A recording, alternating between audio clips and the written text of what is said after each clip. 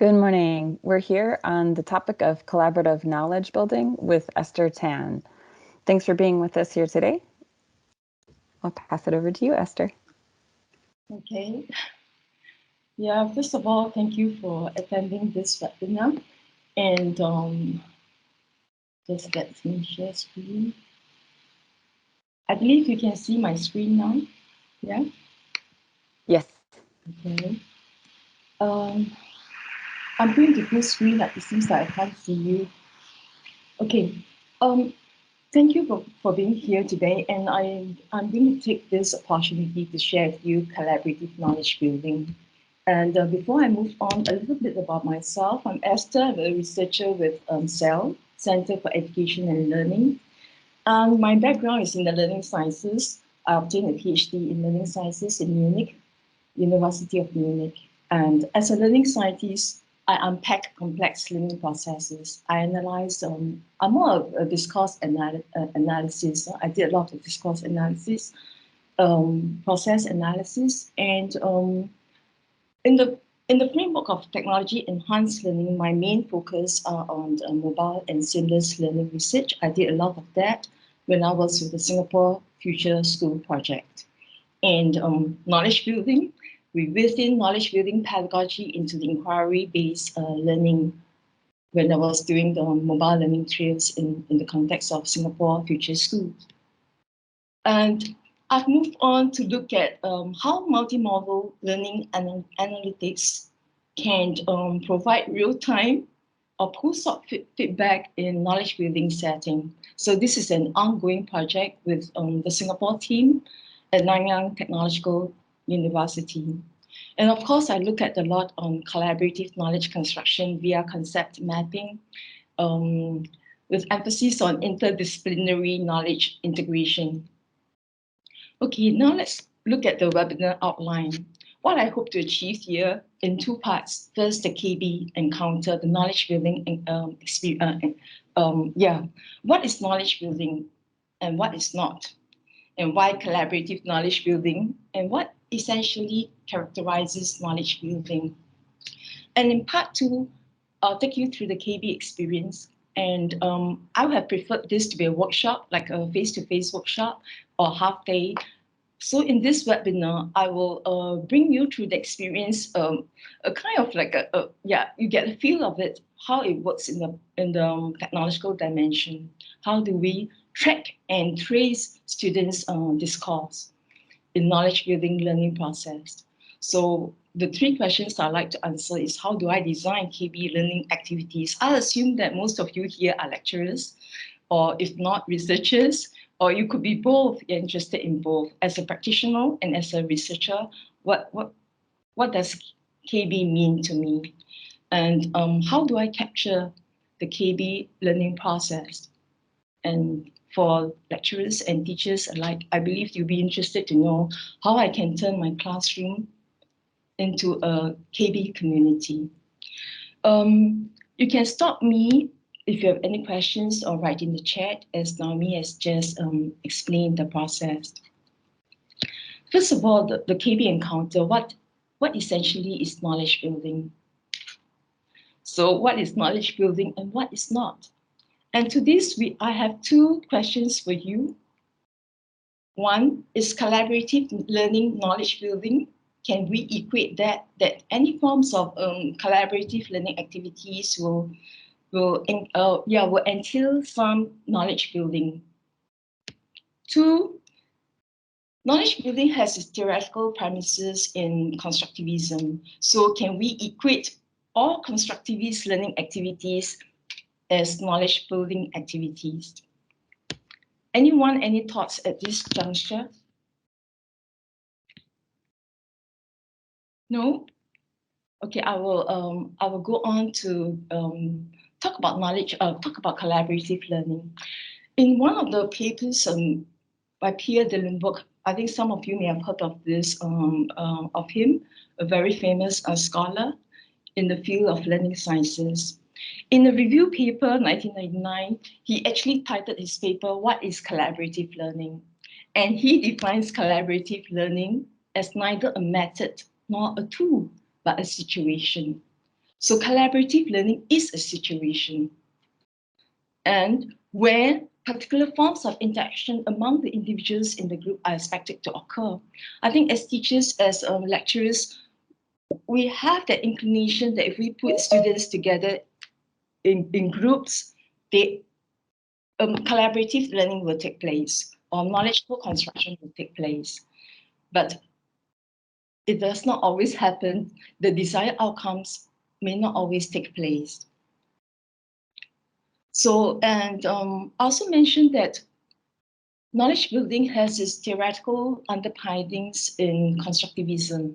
So can we equate all constructivist learning activities as knowledge building? We have like project-based learning, guided discovery, reciprocal teaching learning. I believe these are very familiar pedagogical approach with most of us here. Inquiry-based learning, communities of practice, communities of learners.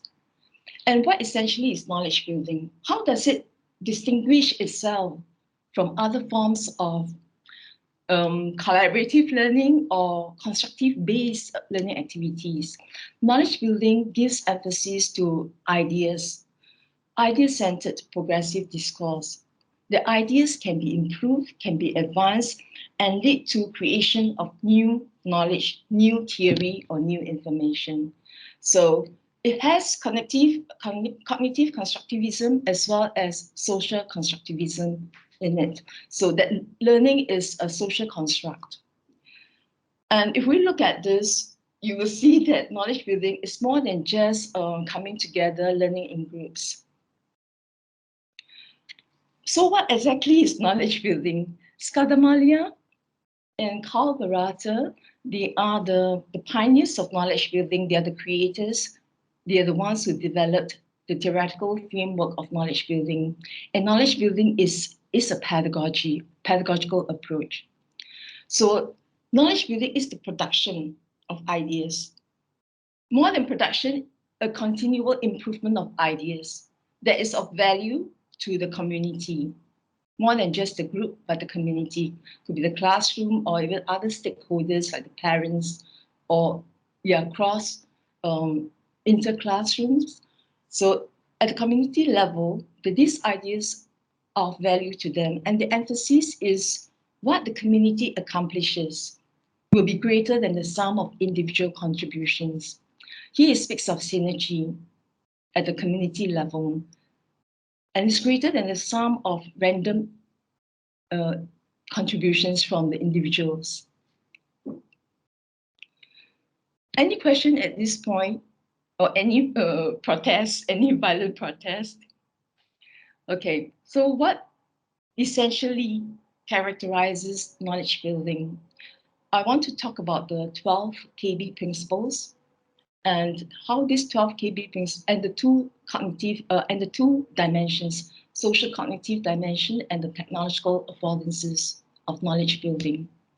The 12 KB principles, I will not explain all of them because in the next slide, I have all the definitions, but I think I want to highlight a few.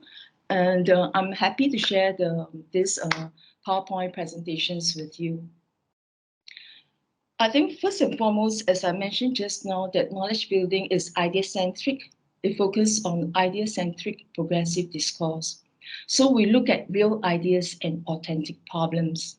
This is also one of the design principles of KB. 2, ideas can be improved and advanced and lead to creation of new theory, of new knowledge, new information. And of course, the focus is also on idea diversity.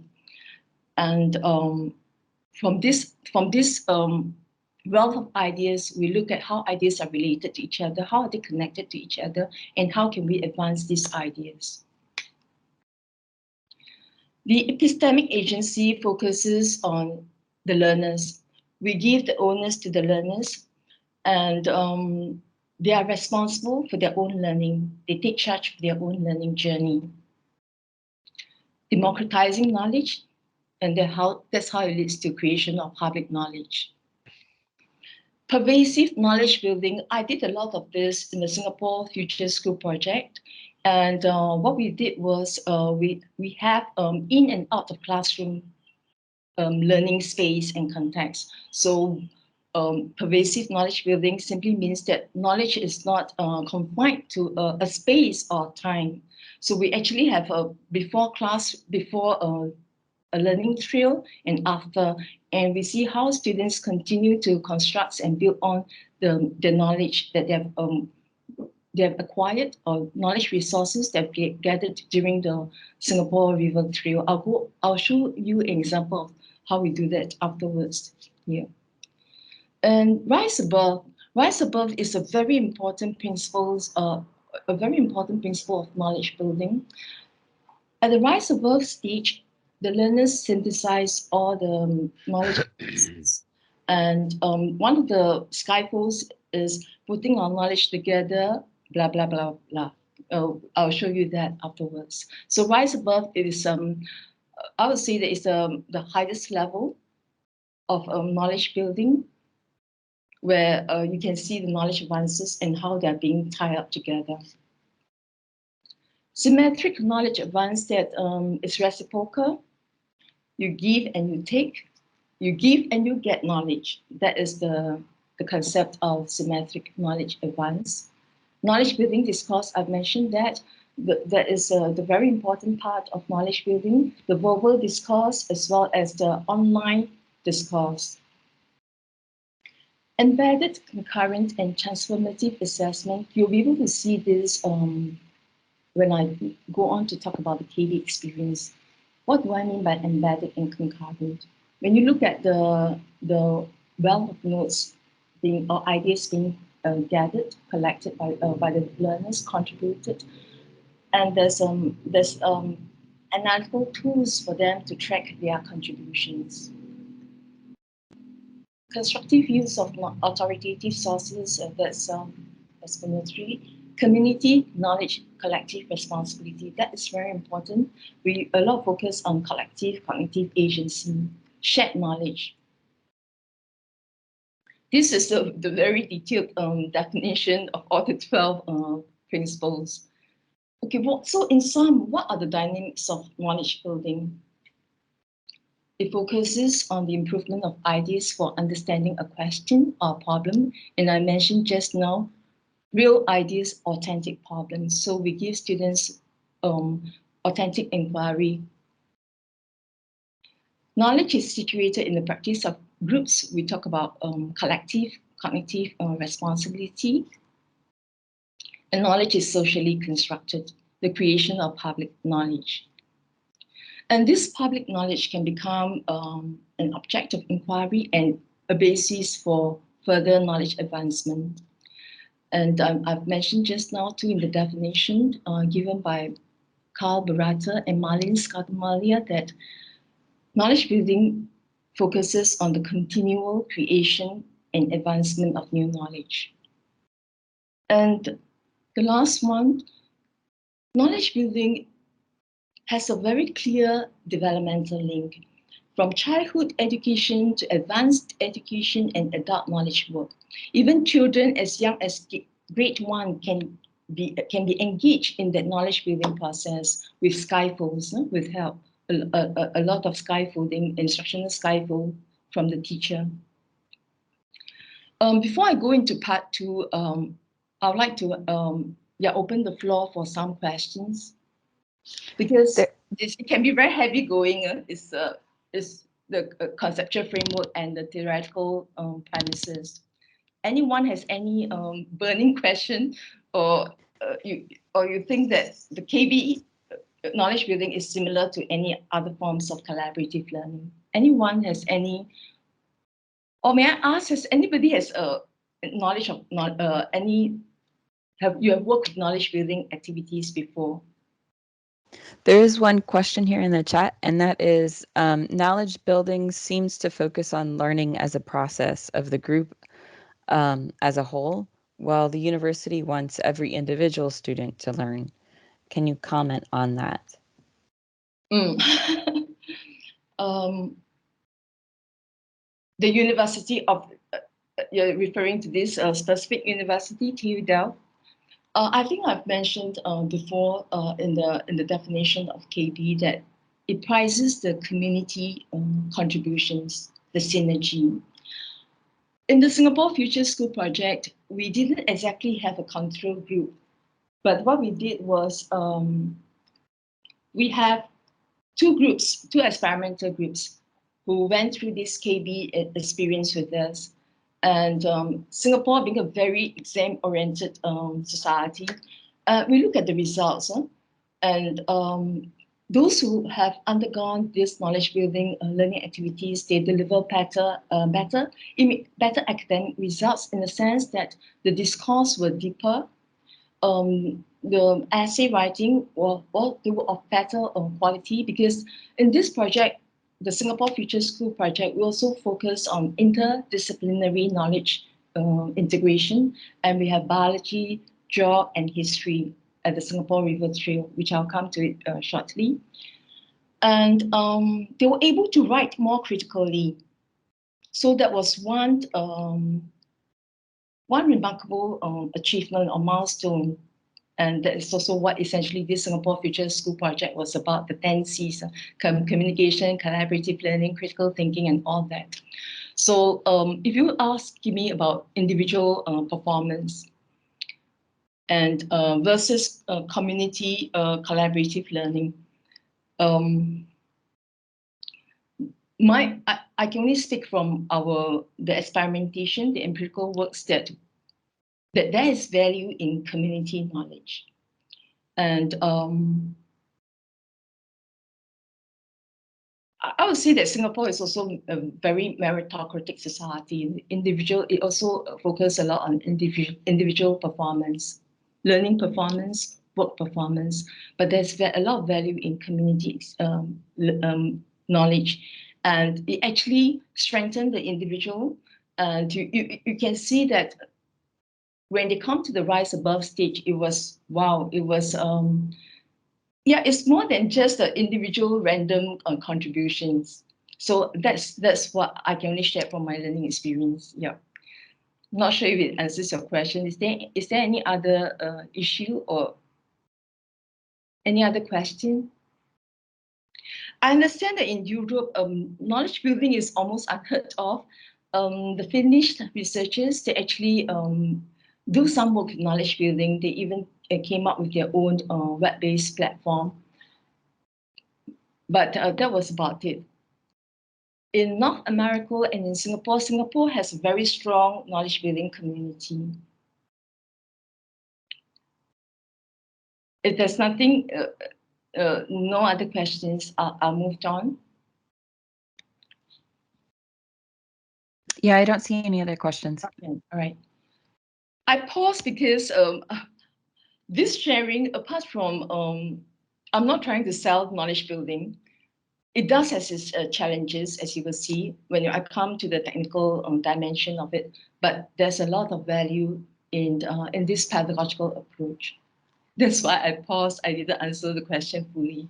And I welcome your discussion and your questions, your opinions. Here, I'd like to take you through the KB experience. I hope I'm good on time. Oh, wow, okay. How do I design for KB? I think that is one of the important takeaways for most of us as lecturers or teachers. I'll first talk about the pedagogical dimension. Just now I mentioned that there are 12 KB principles. And out of these 12 KB principles, what we did here in the Singapore Future School project, we look at 4 core phases of KB.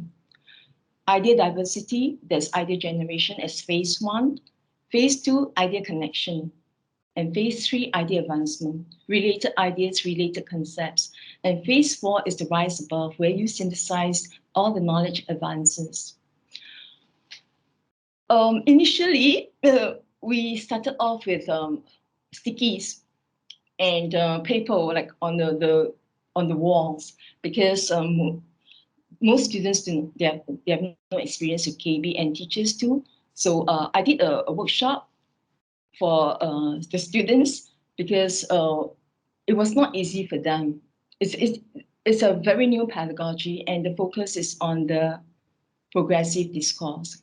And you need specific instructional scaffolds to see them through this journey. So for the pedagogical dimension, we focus on four core phases, the four principles. And here's an example of knowledge building activity here. I mentioned just now that I was involved with the Singapore Future School project, and I actually embed knowledge building, or rather we embed knowledge building activities into the wider framework of inquiry-based learning. It was a mobile learning trail. We had 4 interventions in Singapore, visiting the battle sites, and Singapore River is one of them. This particular intervention was at the Singapore River Trail. We actually had 10 sessions of professional development with the teachers. We trained the teachers. Now, first of all, just now I mentioned that we talk about real ideas and authentic problem. So the formulation of the question or the task is important, is core. We give a big question, big, beyond information given question. That is what big means. So why does civilization start at river mouth? Here's in the context of Singapore River. I'm just showing here the extracts from students' discourse. So you have like, water source, provision of food, and they connect ideas. Huh? So water source, provision of food, rivers supports life. Out of the wealth of notes, I'm just showing you 4 as some examples of each phases of knowledge building. Idea advancement, river as sources of food, water, trading, transportation, etc. And in Rise Above, the scaffold, one of the instructional scaffold is putting our knowledge together. The Singapore River has conditions that support life due to the fertile soil it has at the river delta and the best water quality. It was a lot longer, but for visual purpose, I shortened it. And this is an important dimension of knowledge building, without which you will not be able to document, archive, track, trace knowledge ideas, knowledge advances, and rise above. So this is just a screenshot from students' work. Why does civilization start at river mouth? Oh, you can see some of the names. Oh, okay. This is a group investigation, and the approach is inquiry-based learning. So you can see that red here, I'll show you a bit more about this. Red meaning it is the note has been read. Huh? The idea, the contribution has been read, and you can see the blue lines where they connect ideas. So connect ideas as in that they build on one another's ideas. How do I capture this KV trajectory, like just now, what I showed just now, the screenshot? I'm going to go into this. How do I come into this?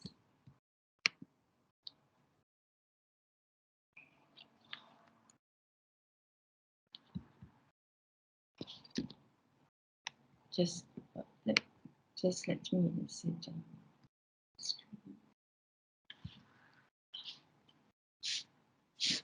Is there any question at this point? No questions are in the chat. No, okay. Perhaps afterwards, yeah.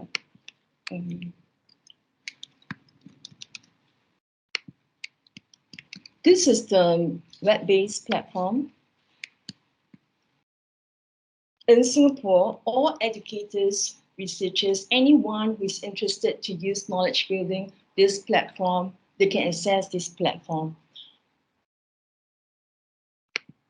And the server is held at the university. This is the,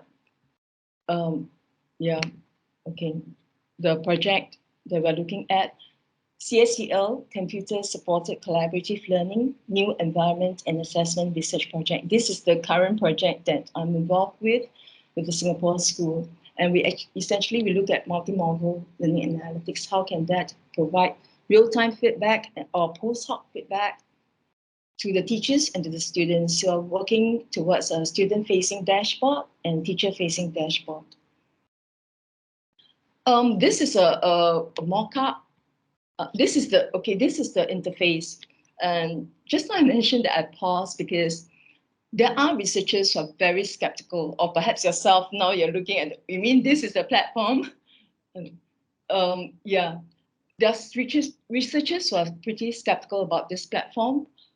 And even students, HE students in Singapore, I have a colleague who worked with a computer science major HE students, and initially the students hated the platform, but they have grown to appreciate it, especially it has got learning analytics tools that inform them of their learning progress. I'll go through this, only the main features. This one, you can contribute. You can see here, you contribute a note, and these are the scaffolds that I meant. My theory, a better theory, new information. This theory cannot explain. I need to understand. Putting our knowledge together. That's rise above. So these scaffolds actually scaffolds the learner's contributions, whether they are idea connection or rise above or knowledge advances, and you can have you can insert link. It's quite dynamic in the sense that it's this collaborative multimedia environment. You can have attachment. You title your contribution. I will go into the challenges of reduce, reuse, and recycle. This is the view management of all the projects, sub-projects, or sub-discussions going on.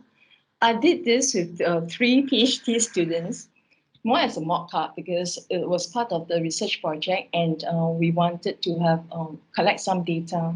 And the topic was on the challenges of the 3 R's: reduce, reuse, and recycle. And you can see that blue means not red. Red are the notes that are red, and you can see the build on, the blue arrow, that this is the build on of this waste management system and practices. And this is where students contribute their ideas, and they connect ideas, they advance their ideas. I'll give you an example of what I did here. Yep. Here I about how better recycling can be done. So my build on was this: education and encouragement, first steps towards successful, blah, blah, blah. And I gave some resources. I put a link to the resource. So this is one example. And this is for when you first contribute, when you make the first contribution. Okay. And drawing, you can, there's a draw feature too. You can do attachment. This is the view management. You have the overview of all the projects. Yeah, okay. I'll have preferred that this is like not done in this manner. And this is the new Rise Above. I'll show a video clip, I hope time permits, on how do you do Rise Above with your students.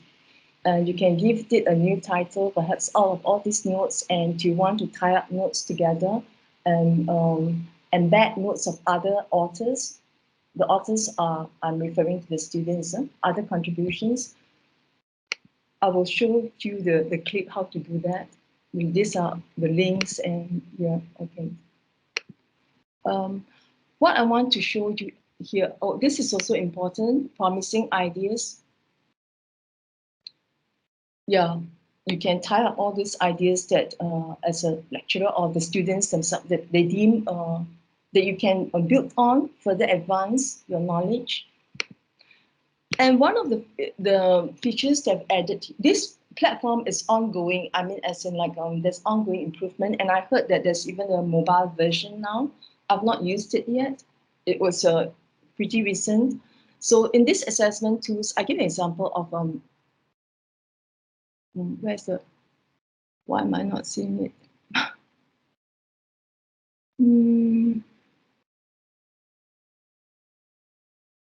Okay, this is very common. You can see a word cloud. on the topic of recycling. What I wanted to show you is building ideas, knowledge build. Yeah, how does that disappear? So you have also lexical analysis. You can look at, you can select author, dates, and you will have the word tracker here. I wanted, there's idea track mapper. That was, oh, I forgot to mention that Hong Kong University, they're one of the forerunners of knowledge building. Carol Chan has a very dynamic team. And Zhang Jianwei, he developed, I think he conceptualized and developed the idea track mapper and analytical tools, where you can see students, how they progress in this idea-centric progressive discourse. Where did that go to? I wanted to show you, okay, you can export your community data. Oh, okay. Where has that gone to? It was not this I've shown to you. Okay, there is knowledge building, ideas building. You can track ideas, who contributed more ideas, and even the proximity of those ideas. How did that disappear? Yeah.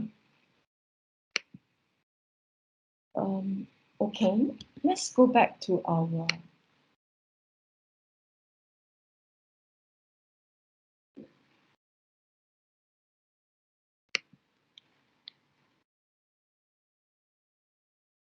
So just now I show a quick demo of what the platform is like. What are the features and functionalities? How can you use that platform? And I think that for most of us, lecturers, teachers, or the problem is not with the platform. It's just a mirror, a palette. You play with it. You know how to use it. I think the problem lies in the pedagogical conviction, and how am I going to execute this with my students?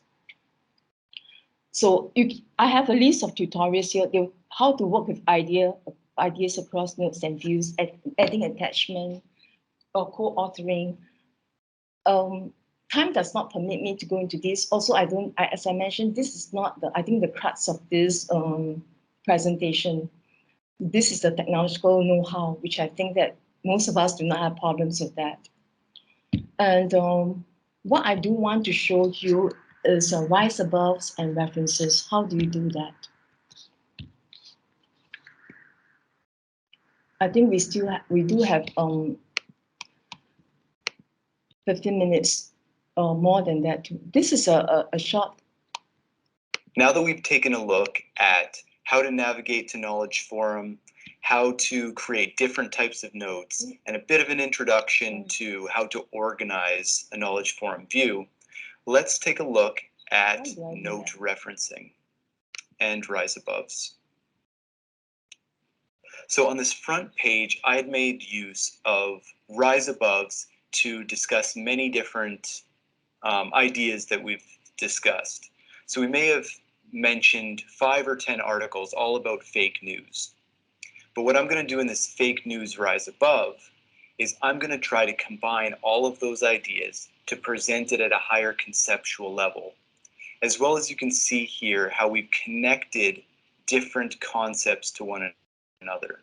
And this is just one of many ways that you could represent the interconnection of ideas or the ways that you can summarize ideas. But this creates a very high level picture of what's going on. So here, let's just take a quick look at some of these connections. So here you can see that diet is related to politicians. So perhaps we were talking about the diet of politicians. Then we talk about role models and how people are often role models for diets. Oh, and then authoritative sources. So maybe you're discussing the legitimacy or how authoritative a particular source is, because there's so much information on dieting. What's true, what's false. So you can see this kind of neat interconnection of ideas. And then over here, we've got public policy, which is related to social justice, which is related to terrorism, and public safety is related to cruise ships as well in this case.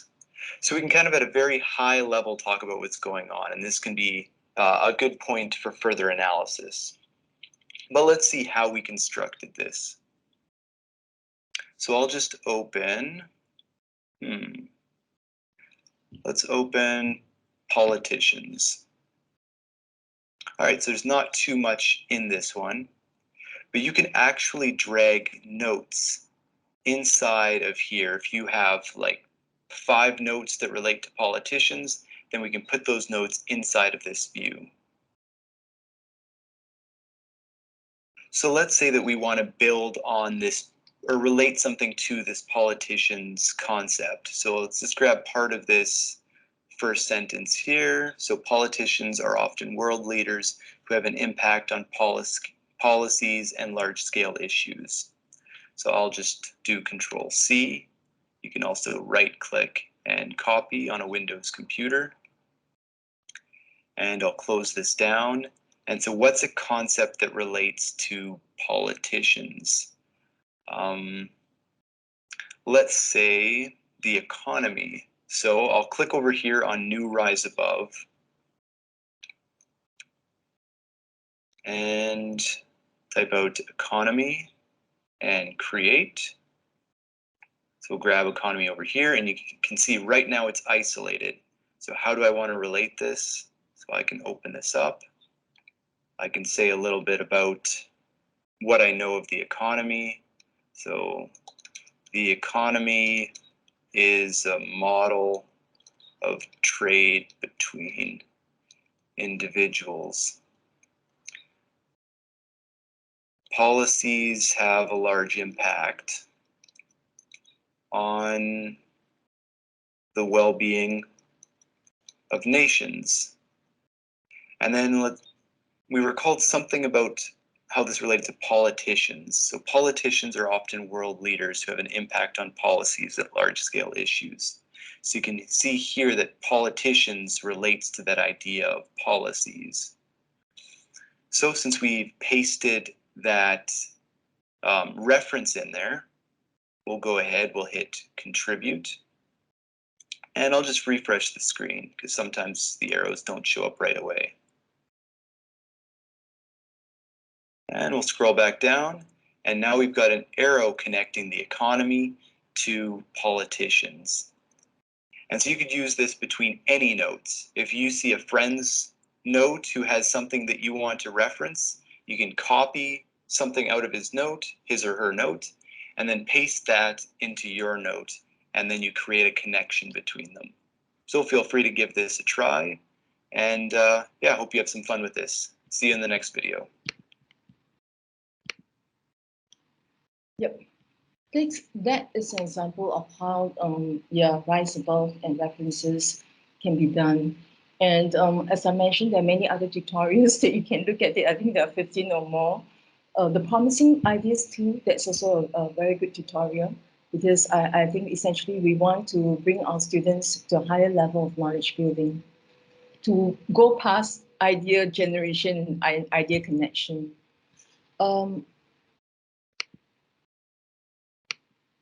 If there's no question, I would like to answer the last question here. That is, how can I turn my classroom into a KB community? And there are challenges I've mentioned just now, and one of the top challenge or the main challenges is the epistemological shift. It was difficult even to convince teachers. So you can imagine the students that you need to take them through that process of enculturation. And what I did with them, or this particular experimental group, was to conduct workshops from paper to platform. And another, I mentioned just now my colleague, he does knowledge building with HE students, computer science major.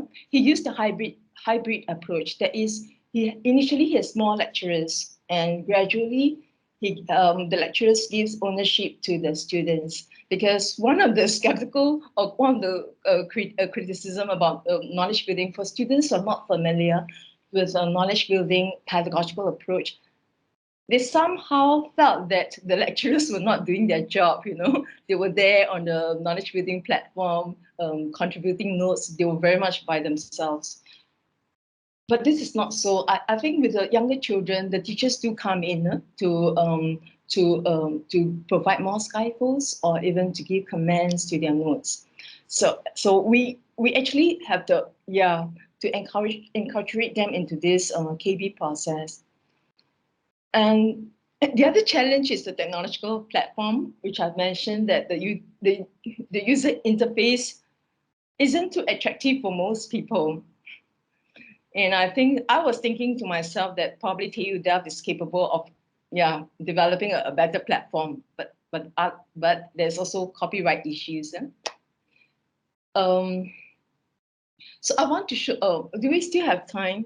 We have about 15 minutes from stickies to knowledge forum.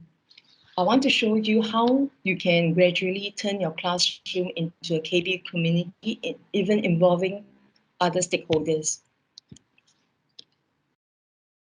That is not that is a short clip, I think. Yeah. This is with a younger grade student. This photo shows one of the questions that was posted. Students were asked to pose a theory to one or more of the questions posted around the room. Recorded on yellow slips of paper with the heading, My Theory. For example, one student posted the theory, a black hole exploded and created the universe.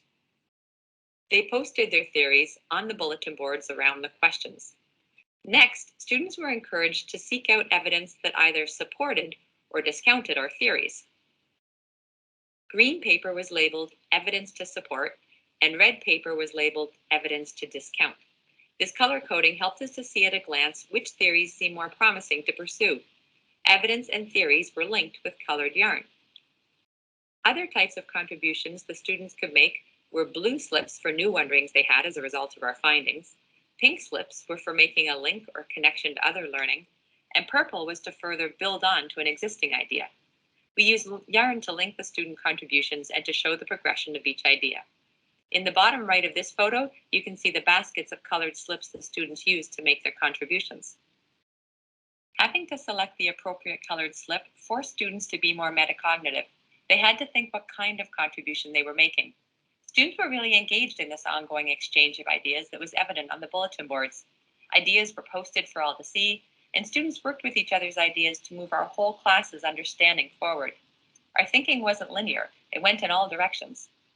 Our dilemma quickly became evident, though. The bulletin boards were not large enough to capture the extent of our thinking. That's when I introduced the students to the Knowledge Forum. We simply took this bulletin board and made it our first view in Knowledge Forum. Students took their contributions off the bulletin board and transferred them into the Knowledge Forum view.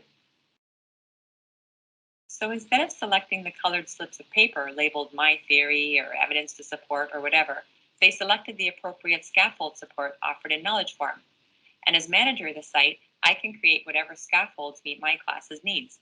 It took no time at all to run with the Knowledge Forum format. They were already familiar with the exchange of ideas and linking theirs to other people's. This is that same student's theory posted in Knowledge Forum. And here are two other students' contributions in response to that theory. The first student selected the scaffold Evidence to Support and states, Albert Einstein's theory of general relativity predicted black holes. Scientists can't see black holes, but they know that they are there because of the way things around black holes act. If a star gets too close to a black hole, the black hole can tear the star apart as it pulls it in. So we know black holes exist. This student cites their source as NASA at science.nasa.gov. The second student selected the scaffold Evidence to Discount and states, black holes are products of the universe. A black hole can form when a huge star explodes. That means you need a star to make a black hole, so a star would have to exist before a black hole exists. Black holes couldn't have been around before the universe. Each one of our bulletin board questions became a separate view, as you can see at the bottom of the screen, a different view for each question. Each of these views offers unlimited space. It extends infinitely to the right and to the bottom of the screen. In the knowledge forum, the students are responsible for organizing the thinking by deciding where their ideas fit in with others. The arrows link related ideas, just like our colored yarn did. An arrow appears when a student selects to respond to or build on to a classmate's contribution. Students also take responsibility for knowing when a new idea emerges that warrants creating a new view. Our next goal was to extend our contributors. We're always emphasizing that our learning community doesn't stop at the classroom door, so our principal and other staff members were invited to contribute, as well as parents. Parents were given their own access codes, and they were encouraged to share their questions and knowledge and reflections with us. We also had grandparents and siblings making contributions as well. The Knowledge Forum offers a great, versatile, and collaborative space for students' ideas to live and grow.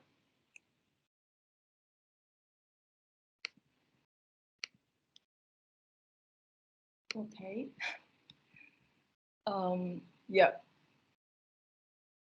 I think I wanted to show a bit more how I actually conducted the workshop with the students to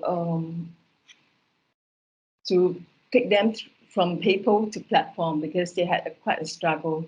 But I will give some time for questions to answer some of the questions because what I'm going to talk about is essentially what you have seen just now in the clip. But here is more, there are more details here, how I take them through the 4 phases.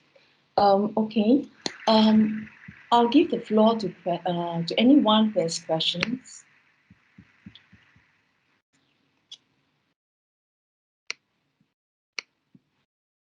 It's been very quiet. Any opinions, disagreements? I like to hear. Or you have a better way of doing this. Anyone has any or any comments or any feedback?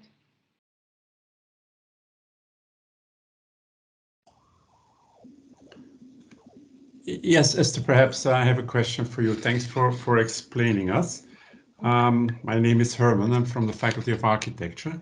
So I missed the first 10 minutes of your presentation because I was in another meeting. But so do you use this technique in a classroom mainly to, for instance, support a paper that students have to write, or do you rather do it to make them discover themselves the theory you want to explain to them? What is your main use of this technique, in fact? Knowledge building. Okay. I want to talk a bit about. Just now I mentioned about transformative assessment. What one of our colleagues did was in Singapore, he actually created a Skypost for literature review. So that was that platform was solely to consolidate. How do you write literature review? How do you search for articles from the start to end? If that's what you meant by paper writing, if you're talking about lesson activities, what is the technique here? I mentioned just now that knowledge building distinguishes itself from other forms of collaborative learning or so-called constructivist-based learning activities in that it archives and tracks your knowledge contributions. And it allows symmetric knowledge advance. You give and you get. And it's dynamic because it focuses on community knowledge and collective cognitive agency. And just now to the question about individual performance versus community performance at university, I would say that the students benefited from the community knowledge advances in their own personal learning journey. And that was evident in the ACAD results. And Singapore is a very results-oriented society. So in doing this project, we are answerable to the Ministry of Education too. Do I see? The first thing when the minister visited NIE is, so what is the impact on ACAD results? They want to see ACAD results improvement. And that is one deliverable. Yeah. And we were able to show that, indeed, the 2 classes in the interventions who went undergone this knowledge building pedagogy, they were able to perform better in terms of interdisciplinary knowledge integration, bio, geog, and history. And that was evident in the way they delivered their essay writing. There was depth, there was a critical reflection, because knowledge building, I think I saw a check there. It also focuses on individual learning path. In some ways, you can track your own. How do you perform? Just now there was this set of analytical tools I wanted to show you. There I can see in the mock-up lesson that I've been contributing. So the notes were thicker, the lines indicating that Esther has contributed 8 notes. And who built on Esther's notes, or Esther builds on whose notes?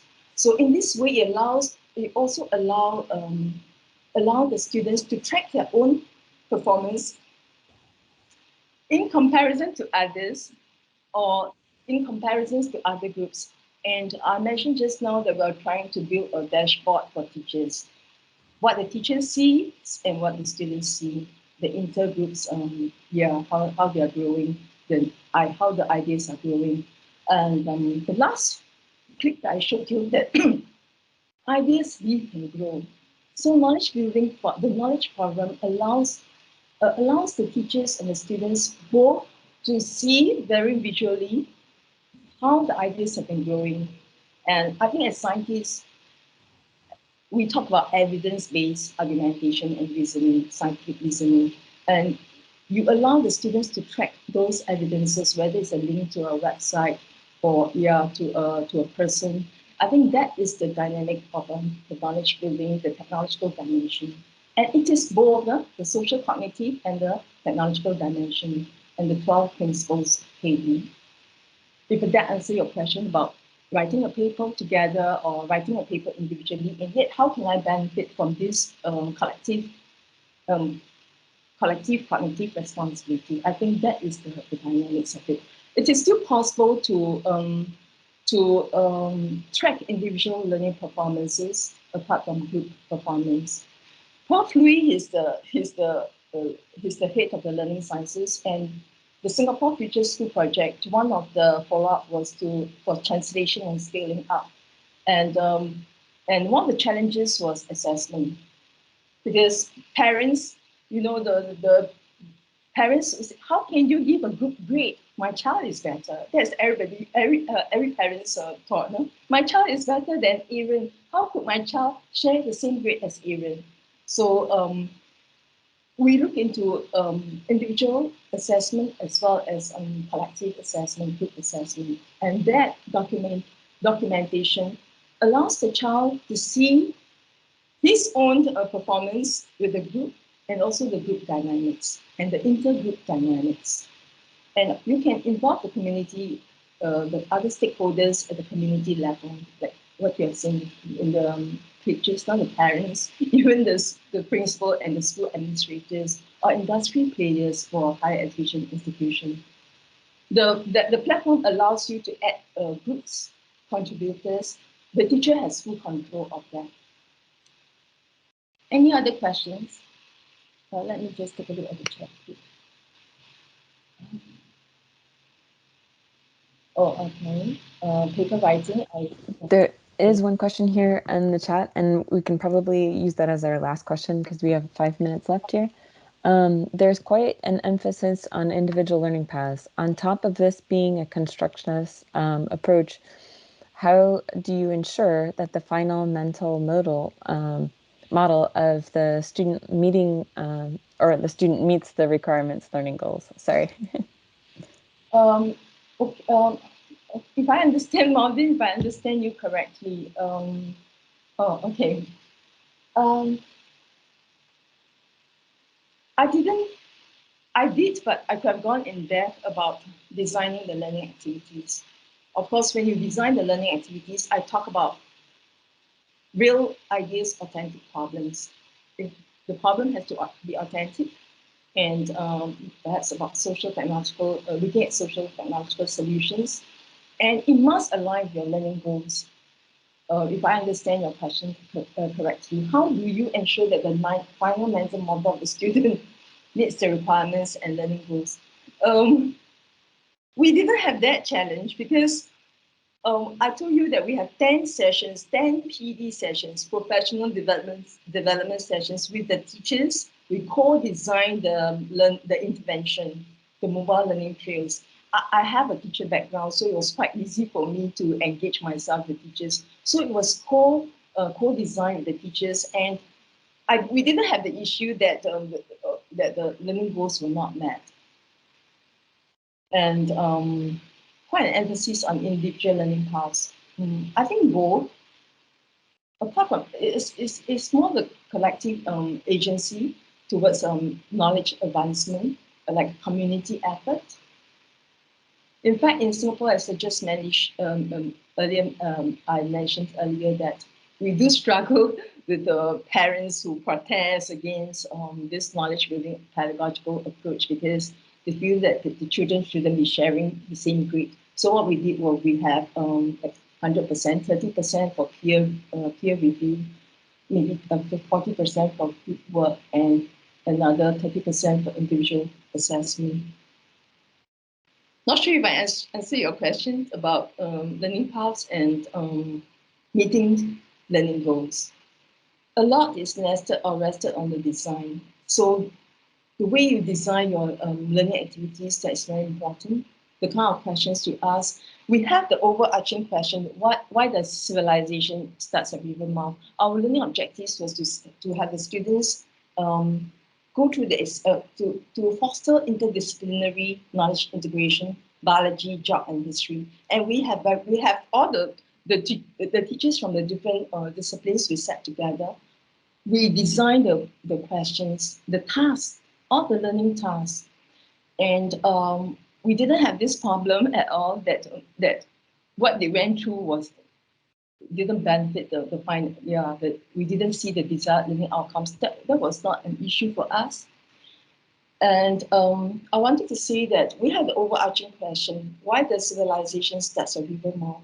And prior to the learning trail, we took them to the Singapore River. We visited the museums too, and we even had them to measure water quality. And prior to that river trail, we had them in groups.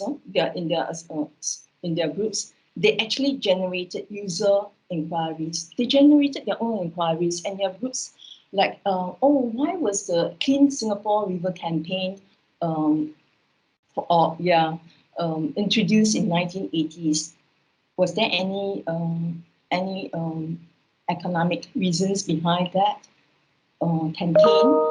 And another group generated their own inquiries, like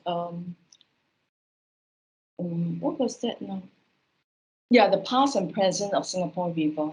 So after the formal learning activities, we actually had an hour of unstructured learning space where the students are able to pursue their own inquiries.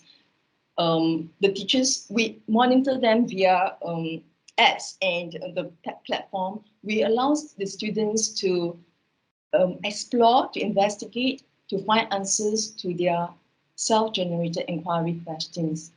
And I think it is important that it is important for us as lecturers, teachers, to think through the kind of learning activities, the tasks, specific tasks that will meet your desired learning outcomes and your learning goals. That onus is on us. Anyone else has any question? If not, Naomi, the floor back to you.